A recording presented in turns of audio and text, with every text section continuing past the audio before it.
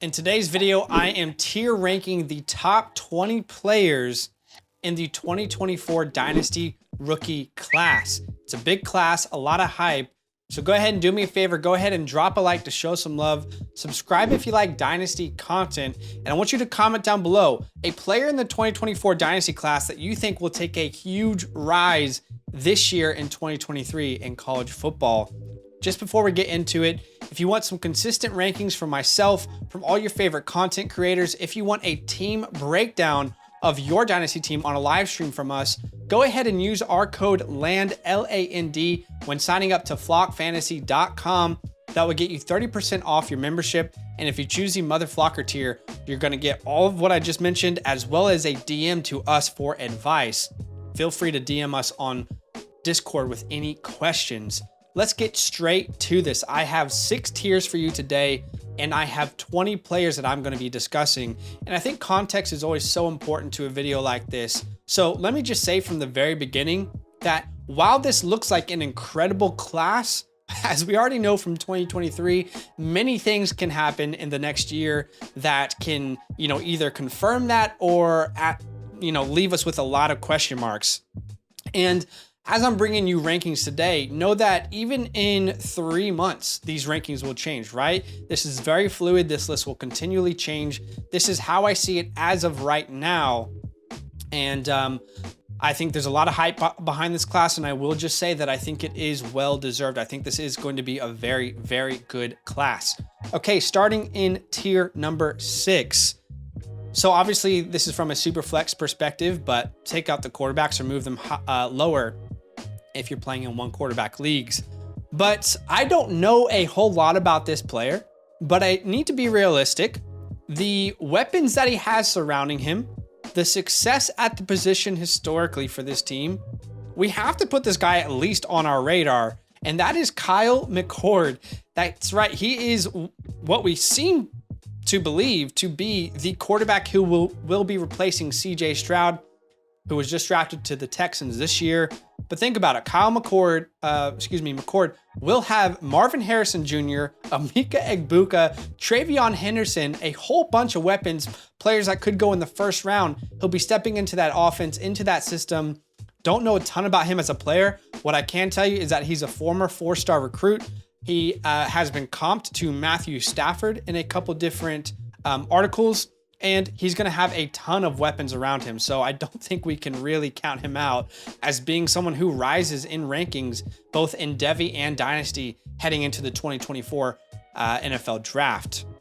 Now, I'll just say, if I ever talk about where a quarterback, running back, wide receiver, or tight end has ranked amongst their peers, you can now see on the screen there's a minimum threshold I have set for all of those players. So you can see that now, just as we continue. You can refer to that later. Okay, at number 19, this is where I would personally have Blake Corum. Now, I know a lot of people are going to disagree. There's a big Blake Corum stan community out there. I think Blake Corum is a fine player, but we need to be very realistic with ourselves. Blake Corum will be 23 years old as a rookie in the NFL. That is already going to mean he's going to take a huge hit with his fantasy value. Think about that, guys. That means that if he is drafted anywhere outside the first round and he has a 4-year contract, then he will be renegotiating for a deal when he's at best 27 years old. I mean, that is not really what you're looking for at the running back position, a position that already has such a short lifespan. And I personally don't see how he follows up his previous season. He had an incredible year last year. I don't see how he doesn't regress, and I don't see how that doesn't hurt his draft capital. So to me, I think he's hurt himself by coming back, and I think he's hurt his running mate in his backfield, which we'll talk about here in a second. But Ray Rice, you can see some similarities there. I'm not a huge fan of Blake, but I think he could end up being a really good pick in the second round of Dynasty drafts if the draft capital is there. Okay, at number 18 and the last player in this tier, how about we talk about Troy Franklin? Now, I haven't talked about Troy Franklin on the channel just yet, but I think it's time to discuss him. In his draft class of 2021, as coming out of high school, he was the second highest recruit out of the state of California, and he was the third highest wide receiver in the entire nation, according to 24/7. He improved a lot from his freshman to his sophomore season, and he became Bo Nix's best friend last year in 2022. He's 6'3", 180 pounds. Now, we don't hear that sort of combo very often.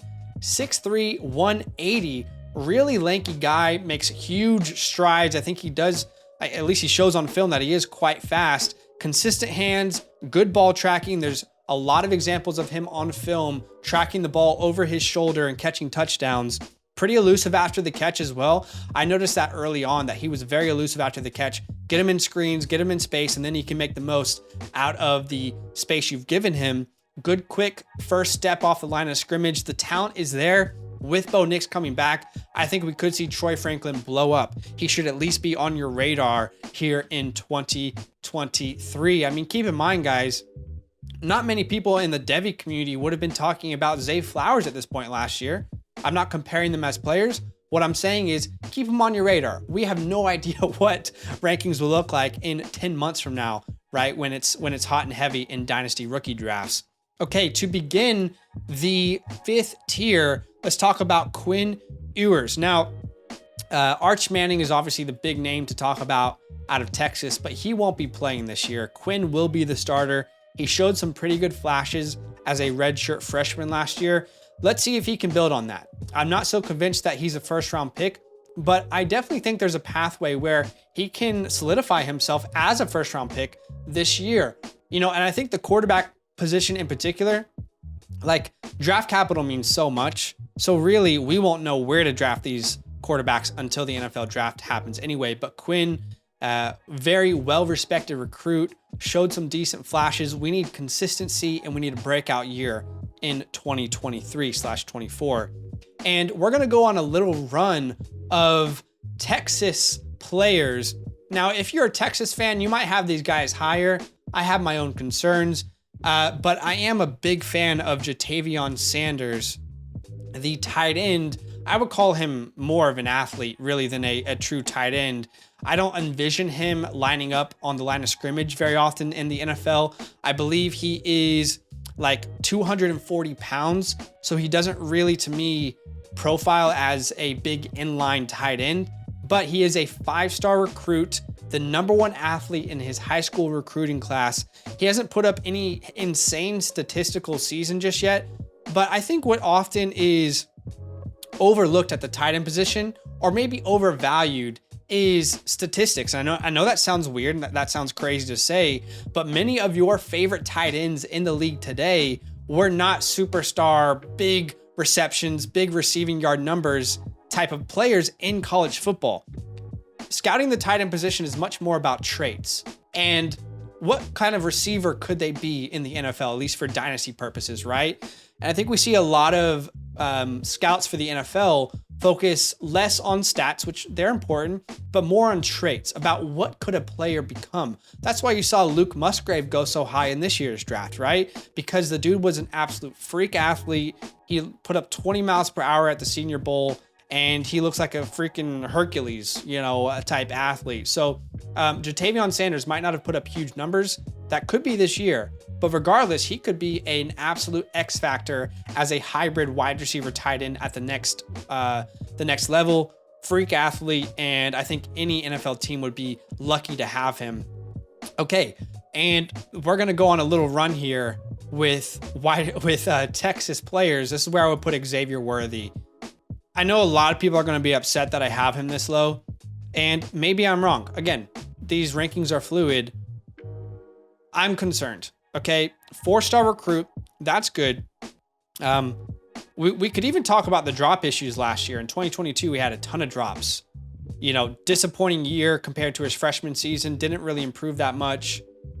But what's more concerning to me is just his overall profile. He is 6'1", 163 pounds. I know I've heard a lot of comps to Devonta Smith. I'm struggling with that a little bit just because even Devonta Smith was a little bit bigger than this. And Devonta Smith put up some ridiculous numbers, winning a Heisman at the position, right? I don't envision seeing Xavier Worthy doing something like that at Texas, but I'm not sure how this transitions at the next level, right? There could be some serious limitations in my mind on where Xavier Worthy is going to line up in the NFL.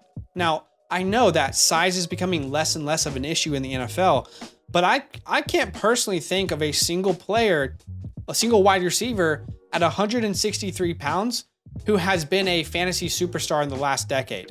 Let me know, genuinely comment down below right now, what wide receiver at 163 pounds has been top 24 in the last decade? Because maybe I'm missing it. I'm just a little bit concerned. And if he puts weight on that body, will he be the same player? There's a lot of question marks that I have personally. I'm not sure that he's ever a wide receiver that you're getting 7-8 targets per game to in the NFL. I think he's going to be a much better college receiver than he will be NFL receiver. Feel free to hate me in the comments below. Again, like, it could change. This is a fluid list, but that's how I currently feel. However, a wide receiver that I like more than Xavier Worthy, that I think would not be consensus, this is a player that I absolutely loved scouting for last year's class because I thought he was coming out. When he didn't, it was devastating. That is Rome Odunze. You know, a lot of people talk about how Kayshon Boutte's fall from grace hurt the 2023 Dynasty rookie class. I would argue that Rome Odunze and Blake Corum coming back to college had maybe an even bigger impact than Kayshon Boutte's fall. Now you could write 2 versus 1, who had the bigger impact, but the point being is Rome for me was very high in my initial rankings before I knew he was coming back to school. I think he's an incredible route runner, knows how to manipulate coverage really, really well, and gets himself open in a number of different ways. He's got the size as well, 6'3", 200 pounds, 4-star recruit. He put up a massive, massive year last year with Michael Penix Jr. Over 75 receptions, over 1,100 receiving yards, and 7 touchdowns. He and Michael Penix Jr. should have a huge year, and they could help each other accomplish a lot in their last year here at Washington. But I'm a big Rome fan. Let me know if you guys are in the comments below. I think that he has a bright, bright future ahead of him. That is it for the 5th tier. Now we will start the 4th tier. And if you guys hung out with us on this channel during the college football season last year, you would know that I would not shut up about this player. You probably were annoyed about the amount of times I talked about this player. And when he didn't declare for the draft, I was a little bit disappointed, but I understood where he was coming from. That is KJ Jefferson. That's right, the quarterback out of Arkansas. In 2021, his first year as a full-time starter, he had an incredible year, extremely efficient through the air, didn't force many turnovers or have many turnover-worthy plays, and he was a dominant runner on the ground, over 650 rushing yards and 6 touchdowns. Okay, he did that in 2021. Then he lost Treylon Burks. And last year, without Treylon Burks, his #1 wide receiver, he improves in every single category per game that I just mentioned, and he played 2 less games. So losing a dominant wide receiver and improving in all those categories, that to me is something that went massively undervalued. And if you're looking for a player comp, I know that this player I'm about to comp him to is 1 of 1. I'm saying it's the ceiling, not the floor. It's more likely that he never becomes this player, but he reminds me a ton of Jalen Hurts. If an NFL team is looking at what the Eagles have done with Jalen Hurts and saying to themselves, okay, how do we get a quarterback back into the first, into the second round that is a super athlete, well-respected leader, a player who isn't some sort of premier passer, but is a really, really effective dual threat? KJ Jefferson is your guy. I could easily see him being late first, early second, like Lamar and Jalen Hurts were, and then end up demanding the respect of a locker room. And with the rushing upside that he's going to present, a lot of people talk about Konami code, like absolutely KJ Jefferson could be in that category. The sky is the limit for him in fantasy football. He had 9 rushing touchdowns last year at Arkansas. I'm excited for him this year. I'm a big fan. I'm curious who else out there is with me. Okay, at number 12 here in the same tier, let's talk about a player that's been widely discussed and has been a hot topic in the Devy community for a long time. That's Will Shipley, the running back out of Clemson. He's a 5-star recruit. He was the number 2 running back in his recruiting class. And to me, when I watch Will Shipley, I just see a complete all-around running back. If you watch Clemson last year on film, it was clear what was working and what wasn't. Will Shipley was working. He was unquestionably the best part of this offense. The passing attack with DJ Ungalele was not working. Now, DJ's out of town. There's a promising young quarterback in Clemson.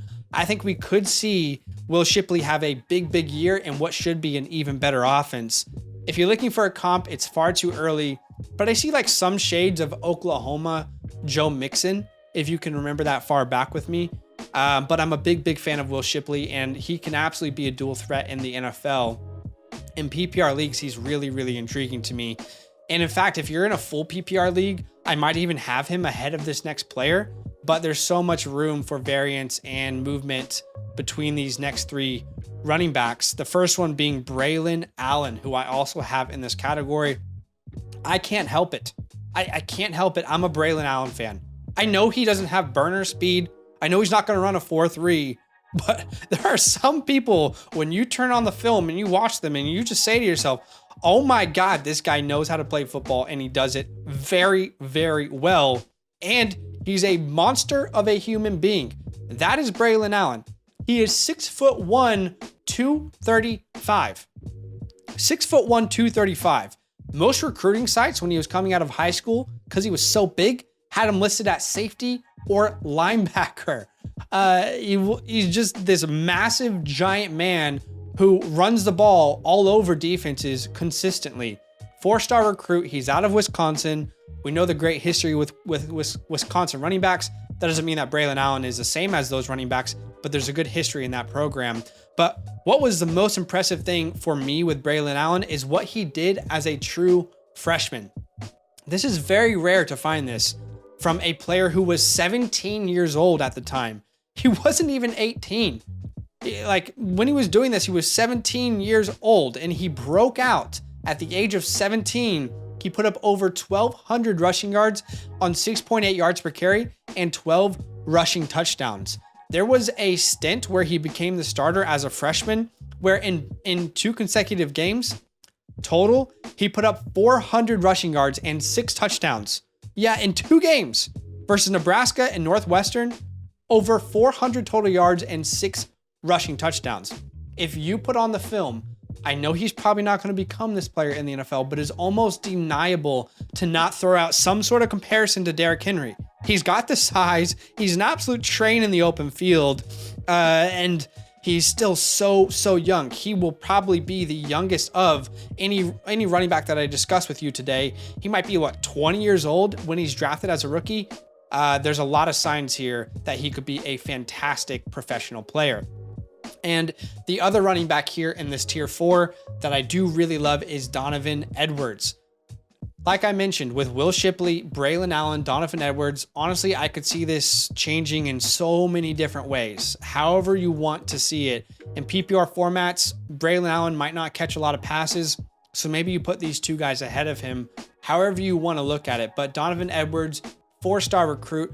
Do not hate me, but I do prefer Donovan Edwards over Blake Corum. I just think one translates to the NFL better than the other.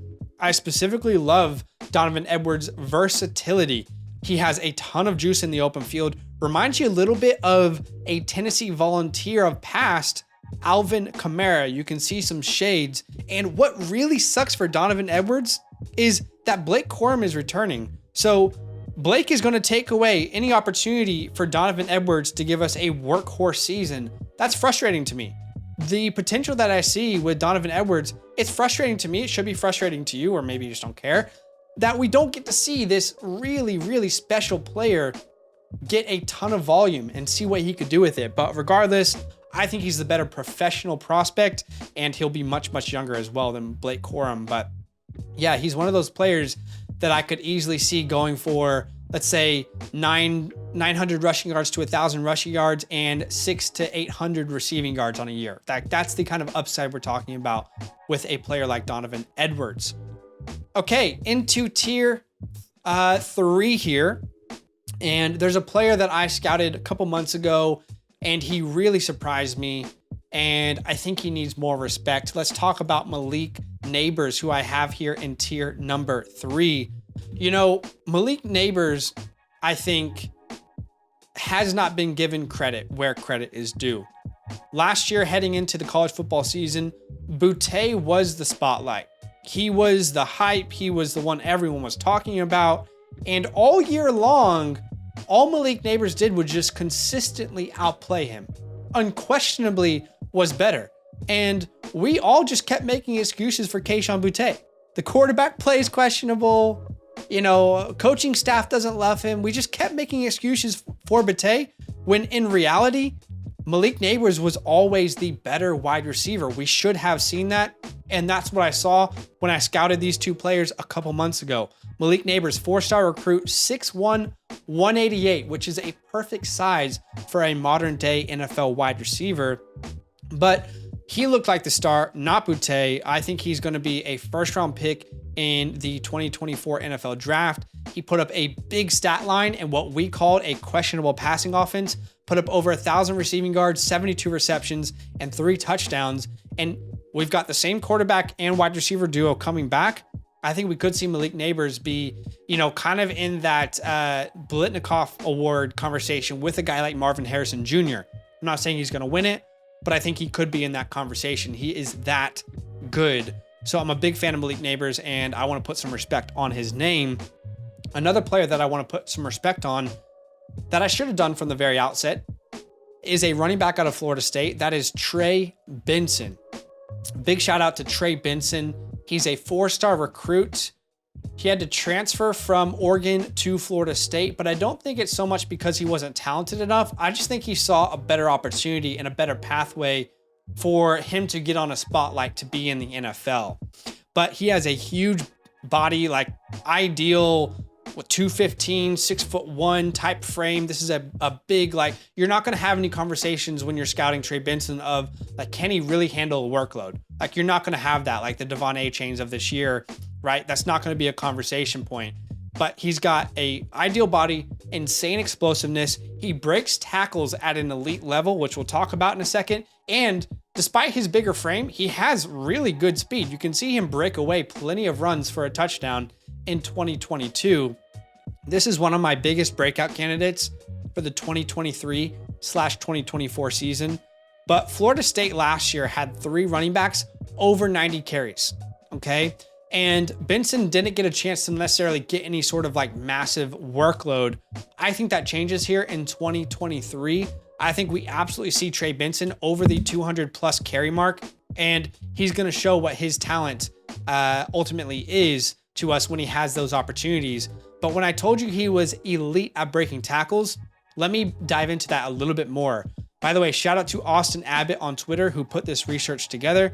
But last year, Benson forced 79 missed tackles on 154 attempts, meaning 51% of the time, 51% of his carries, he forced a missed tackle. Meanwhile, Bijan Robinson last year forced 104 missed tackles on 258 attempts. 40% of his carries, he forced a missed tackle. Now, to be fair, context is important here because Bijan had over 100 more attempts, meaning he wasn't as fresh as Trey Benson was every single carry, but still that's impressive what we saw from Trey Benson in last year on film. And honestly, that's the first thing that stood out to me watching Trey Benson was, man, this dude is breaking tackles so consistently. It's very special, and I think that's something that people are going to love. Kind of the reason people fell in love with Javonte Williams. Remember when people fell in love with him? I fell in love with him. A big reason was because of the amount of tackles that he was breaking on a consistent basis. Okay, if you're in tight end premium formats, you'll probably have this guy higher. And to be honest, in non-tight end premium formats, just because we rarely see rookie tight ends go crazy and break out and just completely raise their value in year one, I could probably see him being much lower than this for me in rankings. But here's where I would have Brock Bowers right now. He's the best tight end prospect since Kyle Pitts. Shout out to Chris Moxley in Campus to Canton for this information. But you can see There's a few names that he athletically comps really well to. Kyle Pitts, George Kittle, Jared Cook, and Darren Waller being some of those names. All very, very successful tight ends in the NFL and for fantasy football. Brock Bowers in 2022 amongst tight ends was first in receiving yards, fifth in receiving touchdowns. He was fourth in yards per reception, third in yards per route run. He had the most yards after catch, the fourth most yards after catch per reception. He had the fourth best contested catch percentage, and he had the third most first downs. There's almost every box that you want to check, it's checked with Brock Bowers. I mean, you guys already know probably if you're in Dynasty who Brock Bowers is, but this is a player who is very versatile as well. Played almost 60% in the slot last year and 30% in line. You can line this guy up wherever you want. He's probably going to be a top 10 to 15 pick in the NFL draft, and he will, probably by the end of his rookie season, be a feature in an offense. Who knows what the offense will be, but the talent is there, the athleticism is there. Every checkbox that you want for a tight end in Dynasty, like he's already checked it off unquestionably. Okay, at number 6, let's talk about Travion Henderson, and he will finish my tier 3. Other people might have Travion higher, and I absolutely could see him catapult his way all the way into tier 1. Okay, but 5-star recruit, number 1 running back recruit out of high school in his class, huge hype name. What I'm struggling with is when I watch his 2021 film, I see a superstar. When I watch his 2022 film, I don't. And I understand there was a lot of injuries that he was dealing with in 2022, but we need him to get back on track to return to his 2021 form here in his, what hopefully will be his last year at Ohio State. Not my comps, but I've heard some people compare him to CMC. And in 2021, you can kind of see why they would say that. As a freshman, he went for what, almost 1,600, more than 1,600 all-purpose yards and almost 20 touchdowns while averaging 6.8 yards per attempt. Then in 2022, we see a little bit of a, down slope, but of course the injuries had a huge part to play. Look, talent's not the issue with Travion Henderson. He is full of talent. We just need him to recover to that form, and maybe he ends up being a late first-round pick, a early second-round pick, like we saw, let's say, Javonte Williams and Breece Hall become. But a name that has a ton of hype. In PPR formats, he could be an absolute do-it-all type running back. He has the size, he has the athleticism. So a name that I really love. But again, I need to see the 2021 version, not the 2022 version. And just before I move on to tier 2, again, keep in mind, like I just said, Travion Henderson could find his way all the way into tier 1 by the time we're actually drafting Dynasty players in 2024, Dynasty rookies. But this is just where he currently stands for me. He's my RB2 in this class. But let's start with tier 2. And this is where I would personally have Emeka Egbuka. And obviously there is a ton of hype around his teammate at Ohio State. But let's give Emeka Egbuka the credit that he deserves.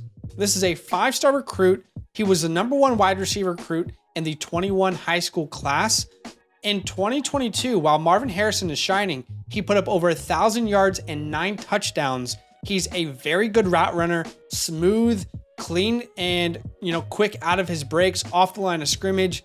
He's an incredible yak receiver, reliable hands. He has the size to play anywhere on the field. If you're looking for a comp, he reminds me a little bit of like Michael Crabtree, young Juju Smith-Schuster, Chris Godwin in his prime.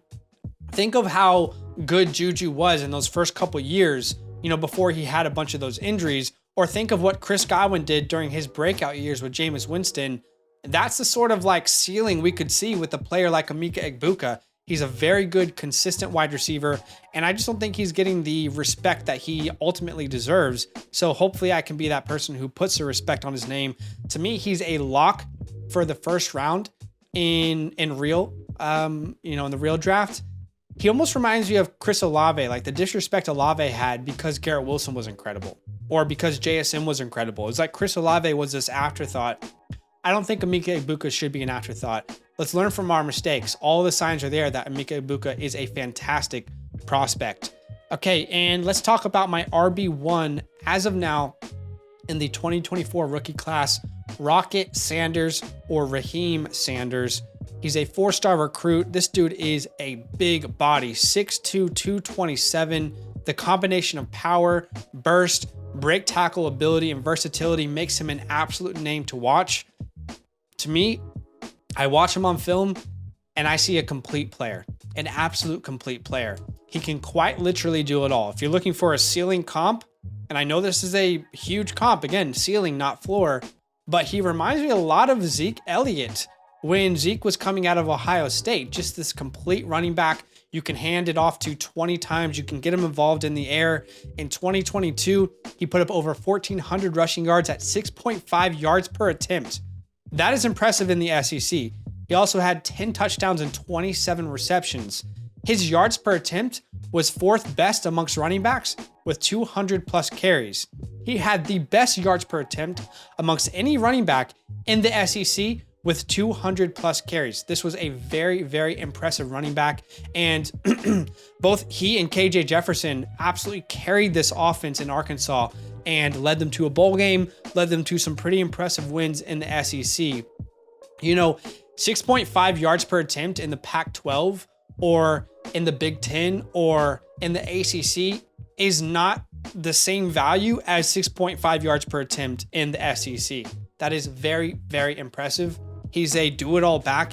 And it's my personal opinion that if he's not someone's RB1, and maybe I'm too aggressive here, I think they're just trying to be different, honestly. Like, he's the complete package. And of course, I could be putting my foot in my mouth and, you know, making a bigger deal of it than it is. Because like I said, the rankings are fluid. Maybe I'm just a little biased. Okay, and now we enter the tier number 1. I have 3 players in this tier. It has not changed since the last time I made this video. At number 3, I have Drake May, who in Superflex formats is, in my opinion, pretty much a lock as a top 3 pick. Of course, anything can happen at the quarterback position, but he was so damn good last year. Redshirt freshman last year. He's going to be a redshirt sophomore. He has a size at 6'4", 220. So we never need to have a conversation about his size. In 2022, amongst quarterbacks, he had the 6th most passing touchdowns. He didn't throw many interceptions. He had the 4th most passing yards. He had the most big time throws. Big time throws is a pass, this is according to PFF, a pass with excellent ball location, timing, and generally thrown further down the field into a tighter window. He had the most big time throws in the entire all of college football last year with 45. His big time throw percentage was 2nd in college football. He faced the most amount of pressures in college football. He had the most amount of scrambles, and his PFF passing grade was 3rd amongst all college football quarterbacks. And not only did he do all of that on the ground, or in the air, but on the ground, he put up almost 700 rushing yards and 7 touchdowns. Player comps, you know, are pretty pointless at this point, but I do see some shades of like Justin Herbert, a little Joe Burrow, Trevor Lawrence. Like, he is that type of player that I believe could step in year 1. And, you know, we're in week 10 of his rookie season and we're saying to ourselves, yeah, that's the guy. That's the franchise guy. They found their guy for whatever team ends up drafting him. So not only is he great through the air, he seems to be a factor on the ground.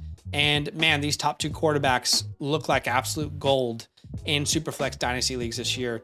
At number 2, you can have him number 1 if you want, however you want to look at it. He's my 2. That's Marvin Harrison Jr. Do I really need to talk too much about Marvin Harrison Jr.? We all know who he is. A lot of people are claiming that he's the best wide receiver prospect since Jamar Chase. I have no reason to disagree with that. He was great this year. 6th most receiving yards. He had the 4th most receiving touchdowns. He had the 7th best yards per route run. He only dropped 3.8% of his passes or his targets. And he was the 3rd graded PFF route, had the 3rd best PFF route grade. And also a player who had some pretty good versatility. He played almost 86% out wide and almost 14% in the slot. And all those numbers that I just mentioned are even more impressive when you consider how good Emeka Egbuka was in that same offense, you know? Like, it's not like it was just Marvin Harrison. He put up those numbers in a very competitive offense. So I don't think we need to talk too much about him. And then at number 1, let's talk about Caleb Williams. A lot of people hate him. A lot of people love him. I'm someone who's just watching this guy on film saying, how do you not respect the hell out of this prospect? I mean, Yeah, he might have some, you know, some things that annoy you where he's like overly confident, or, you know, he does things that frustrate you, like, you know, writing F Utah on his fingernails. But I don't care. I mean, the dude, his play absolutely backs up the attitude. If you're going to be that type of player who's like just all about himself, it's almost like Formula One to me. Like, okay, if you're the best, then show me you're the best. It's like a dog eat dog world. And I kind of like that mentality if you can back it up. Not everyone can. Very few people should be, you know, presenting themselves that way. But so far, he's been able to back it up. Look, I'm not going to say that he is the next Patrick Mahomes. What I will say is that since Patrick Mahomes came into the league and became the best quarterback we've seen in decades, there's never been a quarterback I've felt comfortable to comping until now. And of course, it's the ceiling comp, right? It's more likely that Caleb Williams is never going to be anywhere near Patrick Mahomes' level. But what I'm saying is this is the first quarterback I've ever felt comfortable placing the ceiling comp of Patrick Mahomes, okay? The off-schedule throws, the arm strength, command of an offense, the constant improvisation, just making things up, the creativity, it's all there. He's a very, very impressive player, shows to be a superstar at college. We'll see if that translates in the NFL. But amongst quarterbacks in 2022, he had the most passing touchdowns, barely threw any interceptions. I mean, this is a gunslinger who threw 5 interceptions last year.